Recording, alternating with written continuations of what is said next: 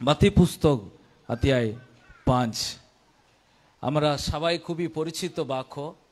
মাথি পুস্তক অধ্যায় 5 14 পদ আমরা অনেকবার প্রচারে শুনেছি, আর সেই কথাটা আরেকবার আমরা রিপিট করি। মাথি পুস্তক অধ্যায় 5 14 পদ। এখানে লেখা আছে, তোমরা জগতের জ্যোতি, তোমরা জগতের জ্যোতি। সবাই বলি, আমরা জগতের জ্যোতি। পাশের জনকে বলুন, আপনি জগতের জ্যোতি। বলুন, আমরা জগতের জ্যোতি। জ্যোতি মানে আলো, মানে লাইট। লাইট মানে রোশনি। রোশনি মানে వెలిచం। তামিলে వెలిచం মানে আবার ঘুরে আসবেন জ্যোতি। তো যিশু বলেছেন, আমি জগতের জ্যোতি। তো যারা যিশুকে অনুসরণ করে তারাও কিন্তু জ্যোতির মতো জীবন যাপন করবে। অর্থাৎ আরেকদিকে বলতে গেলে আগুনের মতো তাদের জীবন যাপন থাকবে। আগুনের মতো তাদের জীবনে আধ্যাত্মিক শক্তিতে তারা জীবন যাপন করবে। তো আজকে আমরা এটাই প্রচার, আমাদের জীবন আগুনের মধ্যে যেন আমরা প্রভুর জন্য জ্বলতে পারি। এমনি যেন না জ্বলি, প্রভুর জন্য আগুনের মতো যেন আমরা জ্বলতে পারি, কারণ ওটাই জ্যোতি। কারণ ওই জ্যোতি যিশু পৃথিবীতে থাকার সময় তিনি সেই জ্যোতিটাকে তিনি আমাদের কাছে দিয়ে গেছেন। তো আজকে প্রত্যেকটা খ্রিস্টীয় বিশ্বাসী যারা মণ্ডলীর সঙ্গে যুক্ত, অর্থাৎ যিশুর সঙ্গে যুক্ত, তারা যেন একটা আলোটাকে যেন সম্পূর্ণভাবে নিয়ে একটা আগুনের বরার জীবন যেন তারা করতে পারে। সুপ্রিয়, বাইবেলে লেখা আছে প্রকাশিত বাক্য অধ্যায় 3, ওখানে প্রভু যিশু লবোদিকিয়া বলে একটা মণ্ডলীকে তিনি লিখেছিলেন। প্রকাশিত বাক্য অধ্যায় 3, সেখানে অধ্যায় 3 15 এবং 16 পদে এইভাবে লেখা আছে, আমি জানি তোমার কার্য সকল, তুমি না শীতল না উষ্ণ, তুমি হয় শীতল নয় উষ্ণ, ভালো হবে। এখানে লেখা আছে, তুমি ঈশ্বরের সন্তান, তুমি বা গরম হোক বা তুমি ঠান্ডা হোক, বা তুমি গরমও নাই বা তুমি ঠান্ডাও নাই, সেটা কিন্তু ঈশ্বর কখনো পছন্দ করে না। যে কোনো একদিকেই তুমি যে কোনো এক রকমের তুমি থাকো, কারণ ঈশ্বর সেটা পছন্দ করেন। আমি তোমার সব দেখেছি, তুমি শীতল না হও উষ্ণ না হও। তুমি শীতল না হয় উষ্ণ হলেও ভালো হয়, কিন্তু তুমি 16 পদে লেখা তুমি কবষ্ণ। কে তুমি? কবষ্ণ মানে কি? না শীতল না গরম, কবষ্ণ তার মানে ওটা মাঝামাঝি। সো প্রভু বলছে, তুমি যদি কবষ্ণ হোক বা শীতল না হো, তোমাকে আমার মুখ থেকে উদ্বমন করব, অর্থাৎ আমি তোমাকে বমি করে দেব। এখানে লেখা আছে, তুমি উষ্ণ হো বা তুমি গরম হো, তুমি উষ্ণও নাই তা তুমি গরম নাই, তুমি কবষ্ণ তার মানে মাঝারি। তুমি ঠান্ডাও নাই বা তুমি ভালোও নাই প্রভুর জন্য, বা ভালোভাবে প্রভুর জন্য তুমি প্রার্থনাও করো না, ভালোভাবে তুমি প্রভুর জন্য জ্বলো না, তাহলে তুমি যে কবষ্ণ হলে আমি তোমাকে মুখ থেকে বমি করে দেব। কতজন বমি করেছেন? কতজন বমির করার মানে কত কত কষ্ট হয়? বমি কষ্ট হয় না? না খুব আনন্দ লাগে বমি হতে? যখন বমি হয় মনে হবে জীবনটাই একবারই বেরিয়ে যাচ্ছে, কিন্তু যখন বমি হয় কেন বেরোয়? ভিতরে কিছু কষ্ট হচ্ছে, ওই কষ্টই ওই বমিটা বেরিয়ে আসছে। প্রভু ঠিক বলছে, আমার কষ্ট হয়, আমি তোমাকে বমি করে বার করে দেব, আমি তোমাকে বমি করে বার করে দেব, কারণ তুমি কবষ্ণ, বা তুমি শীতলও নাই বা তুমি উষ্ণও নাই, তুমি খবস্ন, তাই আমি তোমাকে বমি করে দেব, তুমি কোনো কাজেও ব্যবহার নাই। সো প্রিয় খ্রিস্টীয় বিশ্বাসী, তুমি আগুনের মতো জীবন যাপন করতে হবে। এখানে লেখা আছে ঠান্ডা, ঠান্ডা খারাপ নাই। এখানে লেখা আছে উষ্ণ, উষ্ণও খারাপ নাই। কতজন কোল্ড কফি খান? কতজন গরম কফি খান? দুটোও কফি। কেউ কোল্ড কফি, ঠান্ডা কফি খেতে ভালোবাসে, কেউ গরম কফি খেতে ভালোবাসে। আলটিমেটলি কফিটা ভালোই, ওটা গরম হোক ঠান্ডা হোক, কিন্তু ওই যখন খবস্ন কখন হয়, একটা জিনিস গরম থাকে, ওই গরম আস্তে আস্তে ওর ওর তাপটাকে কমিয়ে কমিয়ে কমিয়ে ও হালকা কুসুম কুসুম গরম, ওটা ভালো নাই। আমি গরম কফি খেতে ভালোবাসি। আমি, কতজন ঠান্ডা কোল্ড কফি খেতে ভালোবাসে? ওকে, আমার যদি কফির যদি গরমটা যদি ভালোভাবে না হয়, কিন্তু আমি কফিটা খাবো না। আমি আবার বলবো, আমাকে কফিটা গরম করে দাও, কারণ আমার কফি পাউডার দিয়ে ভালো করে টিকেশন দিয়ে একদম গরম লাগবে, কারণ খেতে মজা হয়। তেমনি আপনাদের ঠান্ডা কোল্ড কফি খেতে মজা হয়। কিন্তু প্রভু বলেছে এখানে খবস্নটা খারা, তারা এক খালে কিন্তু গরম ছিল, তারা এক খালে ভালো প্রার্থনা করতো, তারা এক খালে প্রভুকে খুবই ভালোবাসতো। কিন্তু এখন তারা কেমন হয়ে গেছে? তারা এদিকেও নাই বা এদিকেও নাই। তাদের জীবন একটা নামের খ্রিস্টীয় জীবনের মতো হচ্ছে। নাম খ্রিস্টীয় জীবন। প্রার্থনা করতে হবে কারণ আমি প্রভুতে যাচ্ছি, আমাকে উপোস করতে হবে কারণ আমি যিশুর কাছে যাচ্ছি। আমাকে বিশ্বাসী সার্থকপর হয়ে যায় যখন আমার জন্য প্রার্থনাটা করব, আমার জন্য প্রার্থনাটা করি। আমার শরীরের সুস্থতার জন্য আমি প্রভুর কাছে যাব। আমার পরিবারের অভাবে ভুগছে, তাই আমি প্রভুর কাছে যাব। আমার পরিবারের অশান্তি, তাই আমি যিশুর কাছে যাব। আমার জীবন ঠিক নাই, তাই আমি যিশুর কাছে যাব। এরকম বিশ্বাসী যেন আমরা। এই কি রে, বাইবেল পড়েছিস? না, আজকে আমি ব্যস্ত হয়ে গেলাম, বাইবেল পড়তে পারলাম না। আজকে আমার রান্না ছাপিয়েছিলাম, তো ওই ফ্যানটাকে জোড়াতে গিয়ে টাইম দেরি হয়ে গেছে। আচ্ছা, এখন কি হয়ে গেছে? মানুষে কি, কিন্তু তার ভিতরে ঈশ্বরের প্রতি যে জিনিসটা করতে পারে। আমরা ভালো করে প্রভুকে জানলেই, শয়তানকে চিনতে পারলে আমরা প্রভুকে ভালো করে ভালোবাসতে পারি। আমেন। না হলে প্রভুর প্রতি ভালোবাসা আস্তে আস্তে কম হয়ে যাবে। আসলে আমাদের মেইন জিনিস, কেন আমরা প্রভুর জন্য ভালো করে জ্বলতে পারি না, কি কারণ হতে পারে? নাম্বার ওয়ান, পাপ। নাম্বার ওয়ান কি হতে পারে? পাপ। পাপের কারণে আমরা ভালোভাবে ঈশ্বরকে ভালোবাসতে পারি না।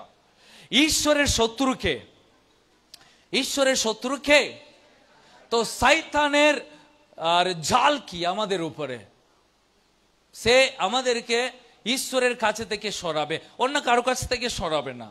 ও আপনাকে প্রভু যিশুর কাছে থেকে সরাবে, তাই আপনার জীবনে কিছু না কিছু একটা পাপকে ও ঢুকাবে, যেন আপনি ওই পাপের প্রতি আসক্ত হয়ে যান, যেন আপনি প্রভুকে না ভালোবাসেন। প্রিয়, আজকে দেখুন আপনার জীবনে কোন পাপ আপনাকে প্রভুর জন্য উঠতে দিচ্ছে না, জ্বলতে দিচ্ছে না। ওটা কোনো নেশা হতে পারে, ওটা কোনো টিভি নেশা হতে পারে, ওটা কোনো মোবাইলের নেশা হতে পারে, ওটা কোনো সিনেমার নেশা হতে পারে, ওটা কোনো পাপ হতে পারে। মোবাইলে বা টিভিতে কোনো খারাপ সিনেমা দেখার অভ্যাস হতে পারে, বা কোনো খারাপ জিনিস হতে পারে, যে পাপ আপনাকে ঈশ্বরকে ডাকতে দিচ্ছে না। কিন্তু প্রিয়, আপনি সেটাকে সরান, আপনি সেটাকে জানুন কোনটা আপনাকে খারাপের পথে ফেলছে। আপনি কি এখনই সেই জিনিসটাকে ভালোবাসেন? এখনই যে জিনিসটাকে নিয়ে খুবই মজা করছেন, কিন্তু মজা নাই, আপনি প্রভুর জন্য জ্বলতে দিচ্ছে না, আপনাকে প্রভুর জন্য উঠতে দিচ্ছে না, প্রভুর জন্য এগোতে দিচ্ছে না। এখানে লেখা আছে, দেখবেন এখানে এই মণ্ডলীকে প্রভু কি বলছেন, মণ্ডলীকে প্রভু কি বলছেন, লাওদিয়া মণ্ডলীকে কি বলছেন? 14 পদটা পড়ো, 15 পদটা পড়ো, 14 পদটা। লাওদিয়া মণ্ডলীর দূতকে লিখো, যার নাম আমেন, যিনি বিশ্বাস্ত और প্রকৃত সাক্ষী, ঈশ্বরের সকল সৃষ্টির উৎস যিনি, তিনি বলছেন, তোমার কার্যকলাপ আমি জানি। ওকে, বলতে বলতে বলতে তিনি এলেন আর চলে এলেন 17 পদ। তুমি বলে থাকো আমি ধনী, সমৃদ্ধিশালী, আমার কোনো অভাব নাই, কিন্তু তুমি জানো না যে তুমি কত হতভাগ্য, কৃপার পাত্র, দরিদ্র, অন্ধ এবং উলঙ্গ। এখানে কি লেগেছে? তুমি নিজেও জানি না তুমি উলঙ্গ, কিন্তু তুমি বলছো আমি ধনী লোক। এখানে লেগেছে তুমি দরিদ্র, কিন্তু তুমি নিজেই বলছো আমি আমি দেখতে পাই। এখানে কি লিখেছে? তুমি বলে থাকছো আমি ভালো প্রার্থনা করছি, তুমি বলে থাকছো আমি ঠিক আছি, তুমি বলে থাকছো আমি, কিন্তু তুমি ঘুমাচ্ছো, তুমি প্রার্থনায় ঘুমাচ্ছো, তুমি প্রার্থনা করতে গেলে ঘুমাচ্ছো, কিন্তু সিনেমা দেখতে গেলে জেগে থাকছো। আপনি বুঝতে পারছেন প্রভুর কাছে আপনাকে এগুতে দিচ্ছে না, আপনাকে প্রভুকে ভালোবাসতে দিচ্ছে না। আপনি যেটাকে জানতে হবে, কোন পাপ আমাকে প্রভুতে এগুতে দিচ্ছে না। বি কেয়ারফুল, সতর্ক হন প্রিয়। আপনি আপনি ওটাকে নেগলেক্ট করবে না, আলখা ভাবে নেবে না, যেটা আপনাকে করছে সেটাকে সরেন। ওকে, পাপ। কলসীয় পুস্তক অধ্যায় 3, কলসীয় পুস্তক অধ্যায় 3, কেউ একজন আমরা পড়ি কলসীয় পুস্তক অধ্যায় 3 আর 9 এবং 10 পদ। কি লিখেছে? ওকে, তোমরা একে উপরের কাছে মিথ্যা বলো না, তোমরা তোমাদের পুরাতন সত্তা ও তার কার্যকলাপ বর্জন করে নতুন সত্তা ধারণ করেছ, সেই সত্তা তার শ্রেষ্ঠার প্রতিমূর্তিতে নবায়িত এবং ঐশ্বরিক জ্ঞানে পূর্ণতা লাভ করে চলেছে। এখানে কি লিখেছে?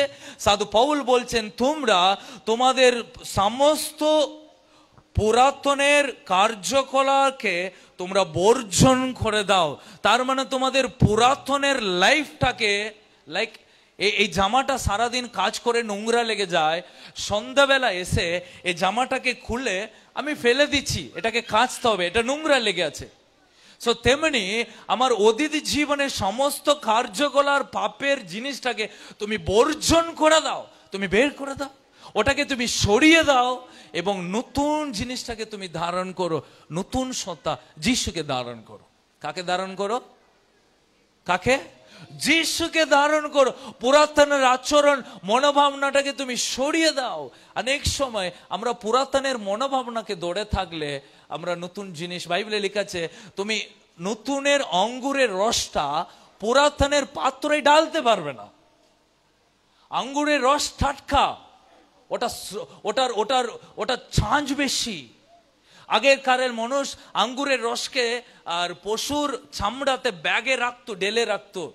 এবার একবার আঙ্গুরের রস রাখার কারণে ওই ব্যাগটা ফুলে যাবে, কারণ ওই আঙ্গুরের রসটার একটা যে শক্তি থাকে ওই ছাঁচের কারণে ব্যাগটা ফুলে যাবে। এবং একজন ওই আঙ্গুরের রসটা পুড়িয়ে যাওয়ার পরে আবার নতুনের আঙ্গুর রসটাকে আবার সে পুরাতন কাপড়ে যখন ঢালবে পেটে যায়। এবার প্রভু বলছে তুমি যদি নতুন জীবনে প্রবেশ করতে চাও তাহলে পুরাতনের জীবনটাকে তুমি খুলে ফেলো, পুরাতনের জীবনে নতুন জিনিসটাকে ঢালো, তোমার জীবন পেটে যাবে, তোমার জীবন ফুটো হয়ে যাবে, তোমার লাইফে কোনো কিছু থাকবে না। তুমি নতুন সত্তায় তোমার জীবনটাকে তুমি সাজিয়ে দাও। ওকে প্রিয়, নাম্বার 1 পাপটাকে সরাবো। নাম্বার 2 অলসতাকে কাটিয়ে উঠতে হবে। কোনটা? সবাই বলো কোনটা? প্রার্থনা করতে অলসতা, বাইবেল পড়তে অলসতা, খেতে অলসতা। অলসতাতে প্রভু অলসতাকে কখনো, অলস ব্যক্তিকে প্রভু কখনো ব্যবহার করবে না। ওকে, তুমি স্মার্ট হতে পারো, তুমি সুন্দর হতে পারো দেখতে, তুমি খুব ভালো দেখতে, কিন্তু এটা মনে করবে না যে প্রভু তোমাকে ব্যবহার করবে। তুমি অলস, তুমি অলস যে তুমি দৈনিক তোমার লাইফটাকে চালাতে তুমি খুব অলস। চেনে নিন কোন অলস আপনি, কোন দিকে আপনি অলস। অলসতা আপনার জীবনে কোথায় আছে, কোন দিকে অলসতা আপনাকে ঘিরে দৌড়ে আছে, বেছে নিন, ওটাকে দৌড়ুন, ওটাকে অলসতাকে সরান আপনার লাইফ থেকে। সর্বদাই সক্রিয় হন, কি হন? অ্যাক্টিভ হন সর্বদাই। আর কিছু সময় বিশ্বাসীদের মুখ দেখলে না মনে হচ্ছে আমি গিয়ে মানে আমি ক্লান্ত হয়ে যাব, এত বিষণ্ণতায় ভরে সকাল একটু তাড়াতাড়ি ঘুম থেকে উঠে প্রভুর জন্য জেগে একটু একটু সক্রিয় হয়ে প্রভুর জন্য একটু জীবন যাপন করতে জানি। সে প্রভু ভোরবেলা উঠতেন। আমেন। প্রভু কখনো এই আমার পা ঘাচ্ছে আজকে, আমার বুক ঘাচ্ছে আজকে, আমার হাঁটু ঘাচ্ছে, প্রভু সর্বদাই সক্রিয় প্রভুর সেবার। কেন প্রভু আলস হয়নি কোনোদিনও? আলস্যতা ভাবে ছিলেন না কেন জানেন? তিনি প্রার্থনা করতেন। কি করতেন? প্রার্থনা করার ব্যক্তি কখনো আলস হয় না। আলস হওয়ার ব্যক্তি কখনো প্রার্থনায় মনই যাবে না, ও ঘুমাবে। 9টার সময় বিরিয়ানি খেয়ে 9:30টার সময় প্রার্থনা হয় না। 1 কেজি বিরিয়ানি 9টার সময় খাবে, 9:30টার সময় হাঁটু পেতে প্রার্থনা হবে? তোমার প্রার্থনা হবে না, তুমি ঘুম হবে। বা প্রার্থনার টাইম পাল্টাও, না খাবারের টাইম পাল্টাও। তুমি দুটোকে একসঙ্গে জড়াবে, তোমার ঘুমই হবে গো। বা তুমি আগে প্রার্থনাটা করো, না পরে খাওয়া দাওয়াটা করো। এবার তুমি দুটোই, তুমি যদি ওরকম আলস হও তাহলে তুমি ঘুমাবে। প্রিয়, সক্রিয় হন, আলস্যতাকে কাটিয়ে উঠুন। আমেন।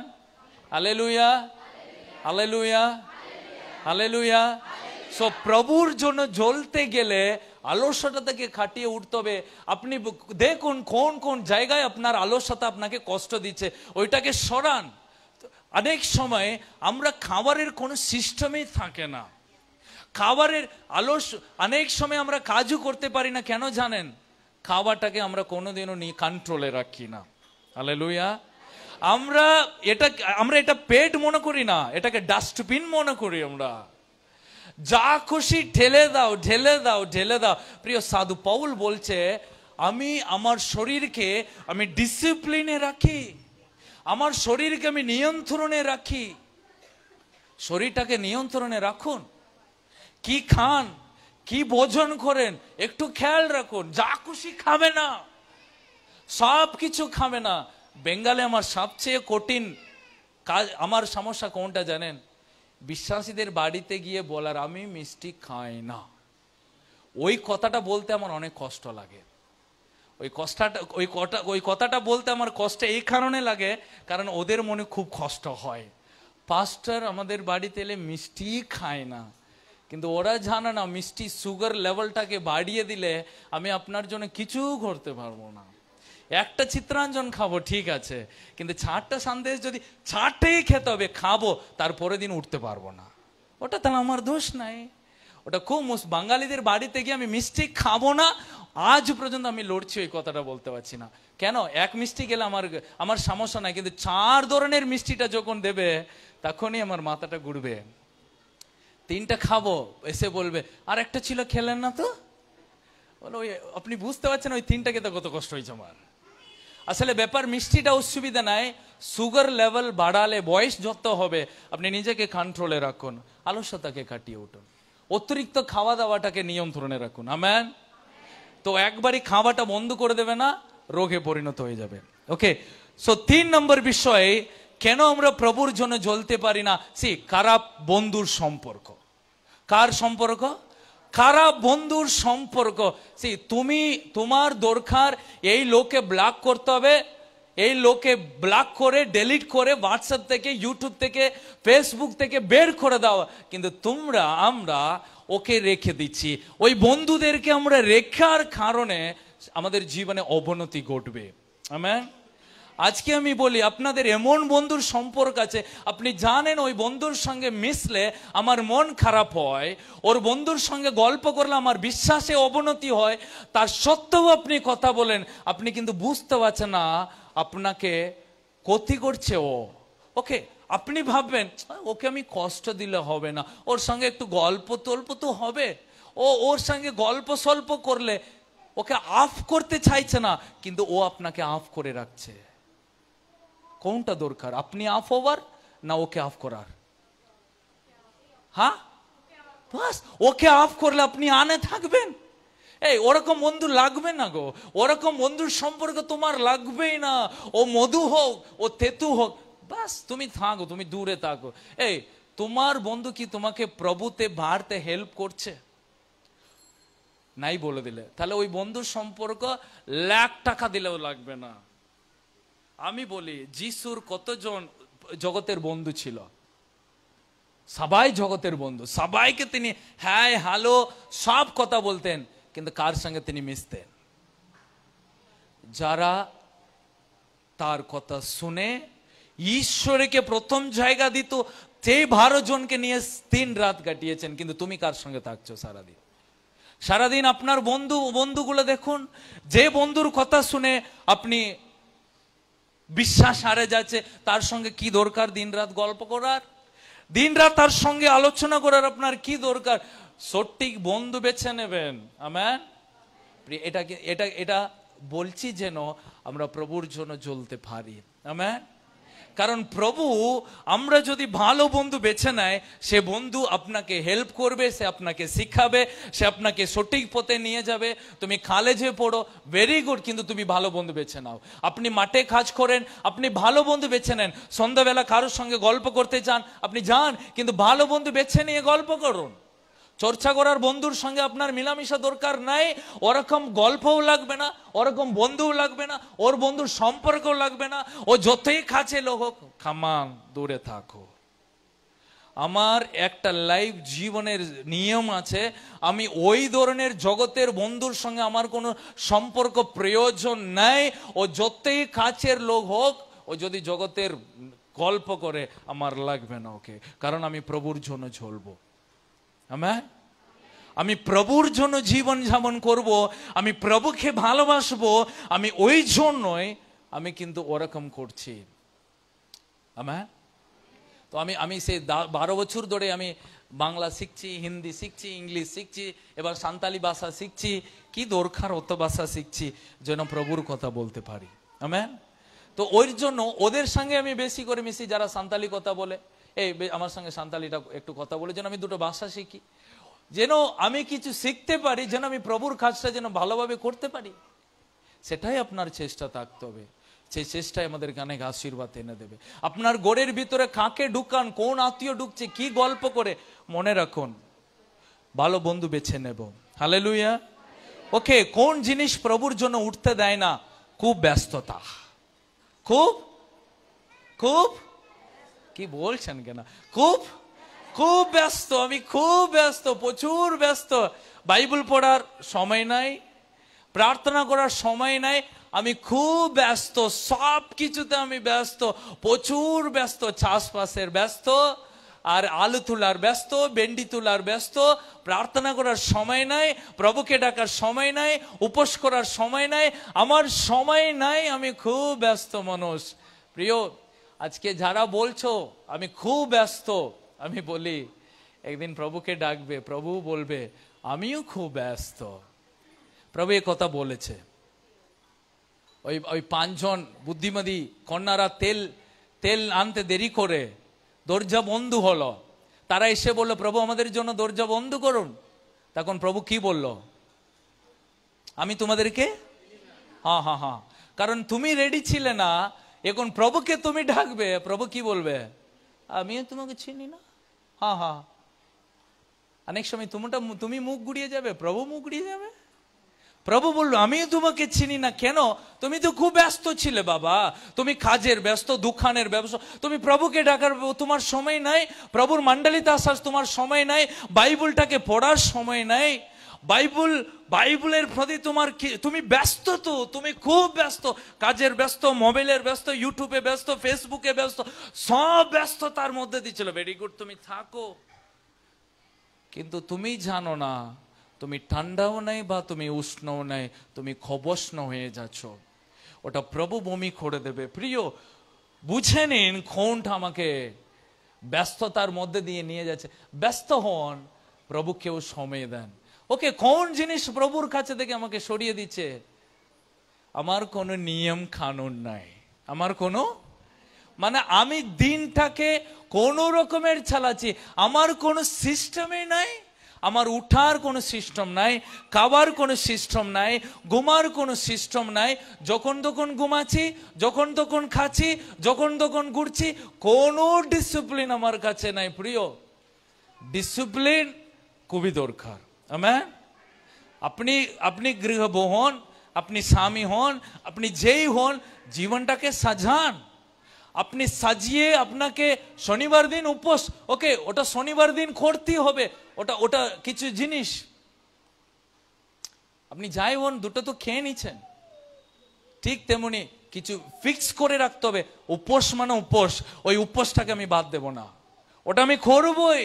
ওটা যাই অসুস্থ হলাম পরের কথা, আমি এমন কিছু মরার বাড়ি চলে গেলাম ওটা পরের কথা, কিন্তু বাড়িতে বসে ঘুমাচ্ছি আমি উপোস করলাম না, আসলে ওটা ওটা আমাকে প্রভুর জন্য জ্বলতে দেয় না। আমেন। সাজাবেন, নিজের জীবনটাকে সাজিয়ে নেবেন। ঘুম থেকে উঠার নিয়ম বানান, আপনাকে ঘুমাবার সময় বানান। সারাটা দিন ঘুমাবে না, সারাটা রাতও ঘুমাবার একটা সময় করেন। আপনি কি ডিসিপ্লিন বানান। আপনি যে কোনো ব্যক্তি হন, বাড়িতে কাজ বাজগুলো গুছিয়ে আপনি প্ল্যান করুন, আমাকে 3 ঘন্টার মতো রান্নাগুলোকে গুছিয়ে নিতে হবে, বাকি 2 ঘন্টা বিকালে থাকবে, বাকি 2 ঘন্টার মতো আমাকে কিছু গান শিখবো, আমি কিছু বাইবেল শিখবো, আমি কিছু লিখবো এবং কাউকে ফোন করে 2টো কথা বলবো প্রভুর কথা, বাকি 2.5 ঘন্টা আমি প্রভুর জন্য ব্যবহার করব। কিন্তু দেখা গেল সকাল 10টা থেকে বিকাল 4টা পর্যন্ত রান্না করেই ঢুকে আছি। কেন জানো? কারণ আপনি ডিসিপ্লিন নাই। আপনাকে গুছিয়ে নিতে হবে, আপনাকে সময়, কাচার সময়, বাসন মাজার সময়, রান্না করার সময়, সবগুলোকে গুছিয়ে রেখে প্রভুর জন্য আমাকে সময় দিতে, আপনাকে ভার করতে হবে সময়। আমেন। 24 ঘন্টা মানে কম নাই, অনেকটাই। 24 ঘন্টায় কত গুণ ঘুমান? কেউ বলছে 20 ঘন্টা আমি ঘুমাই পাস্টার, ভেরি গুড। বাকি ক ঘন্টায় আছে? 4 ঘন্টায় আছে। ক ঘন্টা তুমি ছান করো?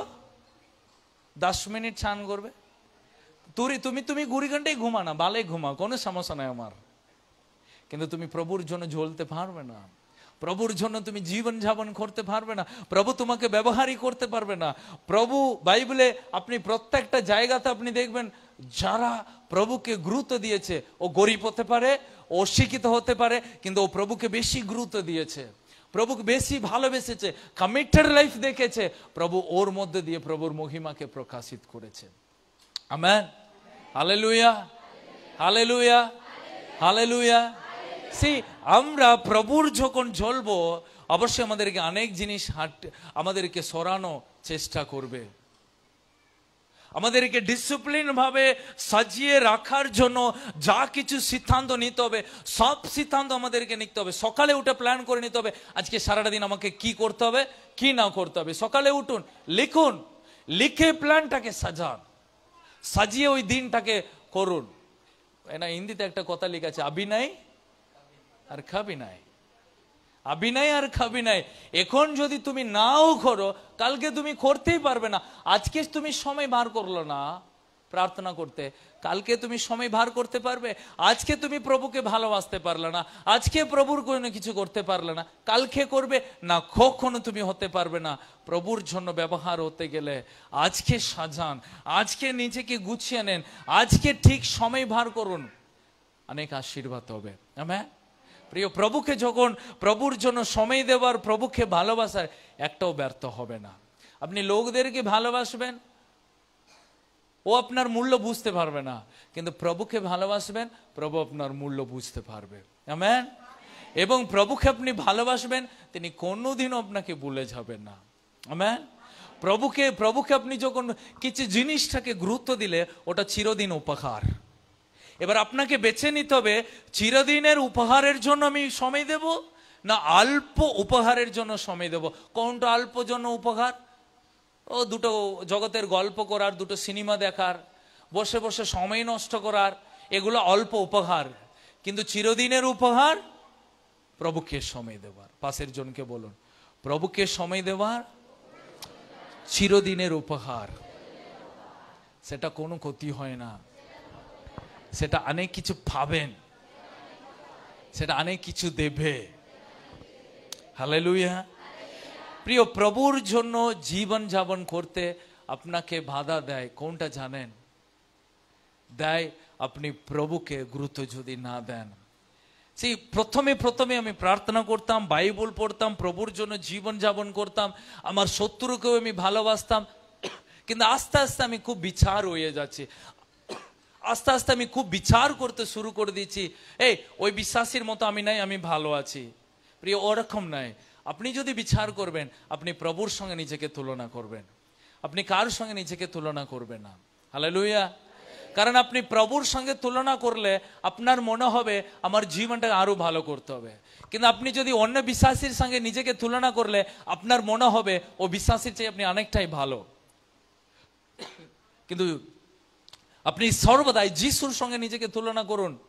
যিশুর সঙ্গে তুলনা করলে আপনার মনে হবে না আমি ঠিক আছি, আপনার মনে হবে আমাকে আরো ভালো প্রার্থনা করতে হবে, আরো আমাকে প্রভুকে ডাকতে হবে, আরো আমার শত্রুকে ভালোবাসতে হবে, আরো আমাকে বাইবেলটা পড়তে হবে। কিন্তু আপনি অন্যজনের সঙ্গে তুলনা করেন, আপনি সন্তুষ্ট হয়ে থেকে যাবেন।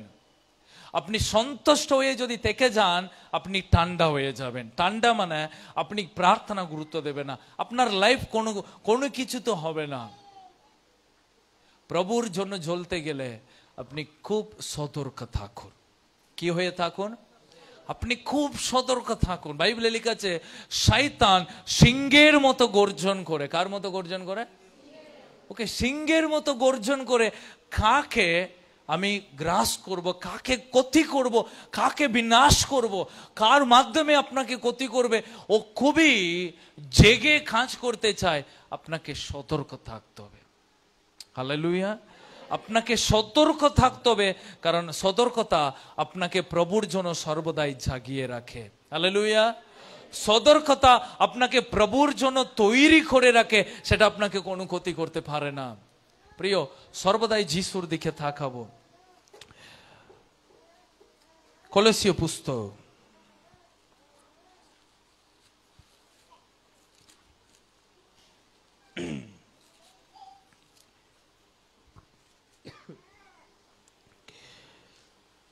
4:2। তোমরা সদা জাগ্রত চিত্তে ও কৃতজ্ঞ হৃদয়ে প্রার্থনায় নিবিষ্ট থেকো। তোমরা প্রার্থনায় নিবিষ্ট থেকো। ওকে, ওকে, নিচে তোমরা 5 মণ্ডলীর বাইরে যারা রয়েছে তাদের সঙ্গে তোমাদের আচরণ হবে বিবেচনাপূর্ণ। বিবেচনাপূর্ণ, সকল সুযোগের পূর্ণ সদ্ব্যবহার করবে তোমরা। ওকে, সকল সুযোগটাকে তোমরা ভালোভাবে ব্যবহার করো। এখানে লেখা আছে প্রভু তোমরা প্রার্থনায় নিবিষ্ট থাকো, সর্বদাই প্রার্থনায় নিবিষ্ট থাকো। জগতের অবিশ্বাসীদের মাঝে তোমরা ভালো আচরণ করতে শিখো, এবং এখানে লেখা আছে সকল সুযোগের পূর্ণ সদ্য ব্যবহার করবে তোমরা। ওকে, সময়টাকে ভালোভাবে ব্যবহার করতে শিখো। আপনার সময়, সারাটা দিন আপনার সময়টাকে আপনি কাকে বেশি গুরুত্ব দিয়ে সময়টাকে কাজে লাগাচ্ছেন। প্রভুর বিষয়টাকে যদি আপনি সারা দিন প্রত্যেকটা কাজের মধ্যে দিয়ে, কারণ এখানে কলসীয় পুস্তকে সাধু পৌল বলছেন 3:17 সাধু পৌল বলছেন কথায় কিংবা কাজেও তোমরা যা কিছু করো না কেন সবই প্রভুর যিশুর নামে করবে, তারই মাধ্যমে পিতা ঈশ্বরের ধন্যবাদ জানাবে। কি লেখা আছে? কথায় কিংবা, তার মানে তুমি ভাত খাও না হলে তুমি ঘুমাও, বা তুমি ঘুরতে যাও না হলে তুমি স্কুলে যাও, বা তুমি মাঠে যাও, বা তুমি কারখানা যাও, বা তুমি প্রাইভেটে যাও, বা তুমি কোনো কম্পিউটার সেন্টারে যাও, তুমি যাই করো, বা তুমি গাড়ি চালাও, যা কিছু করো না কেন সবই কার নামে করো? প্রভু যিশুর নামটাকে গৌরব করার জন্য করো। বাস লিখে রাখুন, আপনি যাই করবেন কার নাম গৌরব করার জন্য করুন। সারাটা দিন আপনি সবই, ওকে আমি আজকে এই কাজটা করছি, প্রভুর নাম গৌরব করছি আমি। ওকে, আমি আমি আমি দুটো কাজ করছি, আমি দুটো রোজগার, আমি প্রভুকে গৌরব আনছি। আমি যে এদের সঙ্গে গল্প করছি, এতে প্রভুর গৌরব হচ্ছে। আমি এদের সঙ্গে ঘুরতে যাচ্ছি, এটা কি প্রভুর গৌরব হচ্ছে? আমি যে এই কাজটা করছি, আমি প্রভুর গৌরব করছি। আমি যে কইনিটা খাচ্ছি, এটা কি প্রভুর গৌরব হচ্ছে? না না না, এটা প্রভুর গৌরব নাই। বাস, তাহলে সরিয়ে দিলাম। আমি যে চর্চাটা করছি প্রভুর, না না না, এটা প্রভুর গৌরব হচ্ছে না।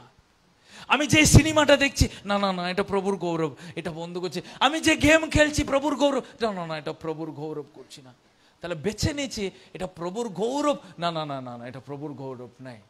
বাইবেলে লেখা আছে যা কিছু করো, ঘুষ নিয়েছি, না না না না, এটা প্রভুর গৌরব নাই গো। 2 নম্বর, না না না, এটা প্রভুর গৌরব নাই। আমি যা কিছু করব, কার গৌরব?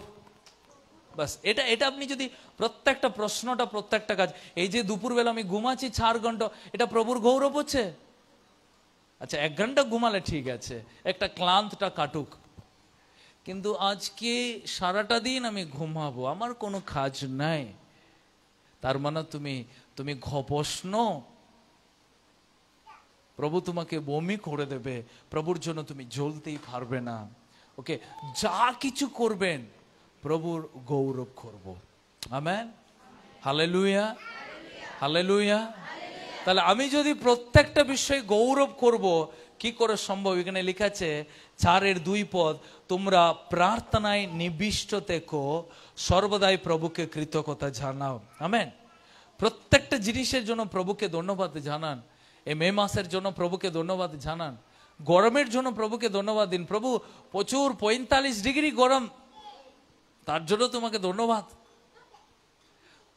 এই তো গরম তুমি দিয়েছ, বুঝতে পারছি যে আমাদের শরীরে কত কষ্ট হচ্ছে গরমে, বা ঘুমাতে পারছি না বা জেগে থাকতে পারছি না, প্রচুর কষ্ট ওই গরমে। প্রভু তোমাকে ধন্যবাদ, কারণ এটা আমাদের পাপের ফল। আমরা এই গাছগুলোকে কেটে কেটে কেটে সব বাড়িয়ে দিলাম, বৃষ্টি হবে না, আর সব বিড়ি খেয়ে ধোঁয়া খেয়ে খেয়ে সব আকাশমণ্ডল ভর্তি হয়ে গেল ধোঁয়ায়, বৃষ্টি আর হবে না। প্রভু তোমাকে ধন্যবাদ, সব আমাদের পাপের ফল খাও। গরম 45 to 50 হবে পরে বছর, ভালো ভাববে না। প্রভুর শাস্তি, এটা প্রভুর শাস্তি নাই, আমাদের কাজের ফল, ভালো কাজের। আমাদের পরিবেশটাকে ভালো রাখার কাজ আমাদের নাই। প্রিয়, প্রভুর জন্য জ্বলবো, প্রত্যেকটা বিষয়ে যেন প্রভুর গৌরব হোক। Hallelujah, hallelujah. পাশের জনকে বলুন, প্রভুর জন্য জ্বলবো আমি। হ্যাঁ, কেউ বলছে এমনি জ্বলছি গরমে পাস্টার, আমি এমনি জ্বলছি, আমার গা জ্বলছে সারাটা দিন, এই জ্বালা নাই। বলেন, আমি প্রভুর জন্য জ্বলবো, প্রভুর জন্য জ্বলবো, প্রভুর জন্য জ্বলবো, যিশুর জন্য জ্বলবো, যিশু খ্রিস্টের জন্য জ্বলবো, তারই গৌরব করব। আমেন। চোখ বন্ধ করি, একবার চোখ বন্ধ করে প্রভুর দিকে বলি, প্রভু, আমি তোমার জন্য, তোমার ব্যবহারের পাত্র হতে চাই। প্রভু, তোমার পবিত্র আগুন আমার জীবনে প্রভু গো দিনের পর দিনের যেন বাড়তে লাগে। স্বর্গীয় পিতা, আমি প্রার্থনা করি প্রত্যেকটা সন্তানকে, প্রভু গো, হ্যাঁ প্রভু, তোমার জন্য তাদের জীবন জ্বলতে পারে। প্রভু, তাদের হৃদয়, তাদের আত্মায় প্রভু গো, তারা যেন প্রভু ঈশ্বরের জন্য প্রভু গো ব্যবহার হতে পারে। প্রভুর যিশুর একটা প্রকৃত খ্রিস্ট বিশ্বাসী রূপে তাদের জীবন আরো সুন্দর হতে পারে। রাজা, তাদেরকে তুমি ব্যবহার করো। যত বাধা প্রভু আসছে এবং সেগুলো তাদেরকে উঠতে দিচ্ছে না, সে বাধাগুলোকে যেন বুঝতে পারে, সেগুলোকে সরিয়ে দিতে পারে এবং প্রভুর জন্য ব্যবহার হতে পারে। প্রভু গো, প্রত্যেকটা মণ্ডলী বিশ্বাসীকে সেইভাবে তুমি আরো তোমার শক্তি দিয়ে তুমি বড়, তোমার আগুন দিয়ে তুমি বড়, তোমার অভিষেক দিয়ে তুমি বড়। রাজা, তোমার জন্য তারা উঠতে পারে, তোমারকে বেশি ভালোবাসতে পারে, তোমার দিকে যেন তাকিয়ে থাকতে পারে। ও প্রভু, তোমার বাক্যকে যেন সর্বদাই ধ্যান করতে পারে, তোমার কাছে সর্বদাই নিবিষ্ট প্রার্থনায় থাকতে পারে। প্রভু গো, ও প্রভু, সেইভাবে তাদেরকে তৈরি করো, সেইভাবে তাদেরকে আরো শক্তি সামর্থ্য দিয়ে তুমি ভরপুর করে ভরে দাও। প্রভু, যিশু খ্রিস্টের গৌরব আনবো। যা কিছু করো না যেন প্রভুর জন্য করো, প্রভু যিশুর জন্য করো, প্রভু পিতার জন্য করতে পারে। প্রভু তাদের উপরে সে মহিমার আগুনকে তুমি প্রদান করো। যীশু খ্রিস্টের পবিত্র নামে এ প্রার্থনা চাই, আমেন। একবার যারা বাপ্তিস্ম নিয়েছেন তারা উঠে দাঁড়াবেন, আমরা প্রভু ভোজের জন্য তৈরি হব। যারা বাপ্তিস্ম নিয়েছেন এবং তৈরি হয়ে এসেছেন আপনারা উঠে দাঁড়ান, আর প্রভু ভোজের জন্য আমরা তৈরি হই। প্রতিটা মাস প্রথম সপ্তাহ আমরা প্রভুর চরণে এসে আমরা প্রভু ভোজ গ্রহণ করি।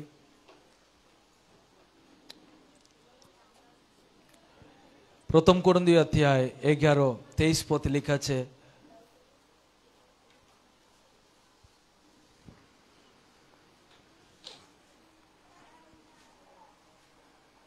পরস্পরাগতভাবে আমি স্বয়ং প্রভুর কাছে থেকে এই নির্দেশ পেয়েছি, তাই তোমাদের দিয়েছি। শত্রু হস্ত সমর্পিত হবার রাত্রিতে প্রভু যীশু রুটি হাতে নিয়ে ঈশ্বরের ধন্যবাদ দিয়ে গন্ড গন্ড করে বলেছিলেন, এই হচ্ছে আমার দেহ, এই তোমাদেরই জন্য আমার স্মরণে এই অনুষ্ঠান তোমরা পালন করো। আহার শেষে তিনি সেইভাবে পান পাত্রটি তুলে নিয়ে বলেছিলেন, এই পানপাত্র ঈশ্বরের নতুন সন্ধি চুক্তির, যা আমার রক্তর মুক্তাঙ্গিত। তোমরা যতবার এই পানপাত্র থেকে পান করবে ততবার আমার স্মরণার এই অনুষ্ঠান পালন করো। সুতরাং প্রভু না আসা পর্যন্ত তোমরা যতবার এই রুটি গ্রহণ করবে এবং পান পাত্র থেকে পান করবে ততবার তোমরা প্রভুর মৃত্যুর বার্তা ঘোষণা করবে যতদিন তিনি না আসেন। অতএব যে ব্যক্তি যথাযোগ্যভাবে প্রভুর রুটি গ্রহণ না করবে ও তার পান পাত্র থেকে পান না করবে, সে প্রভুর দেহর ও রক্তপাতের জন্য তাই হবে, সঙ্গে আমরা দণ্ডিত না হয়। চোখ বন্ধ করে একটিবার প্রভুর এই নির্দেশের অনুযায়ী আমরা তার এ প্রভু বোঝের আমরা সৌভাগিত হব। এটা কোনো নিয়ম নাই, এটা একটা পবিত্র বোঝ। প্রভু বলেছিলেন, পান পাত্র থেকে যখন তোমরা পান করবে তার আগে প্রত্যেক ব্যক্তি আত্মপরীক্ষা করি। যেখানে মন পরিবর্তন করতে হবে সেখানে মন পরিবর্তন,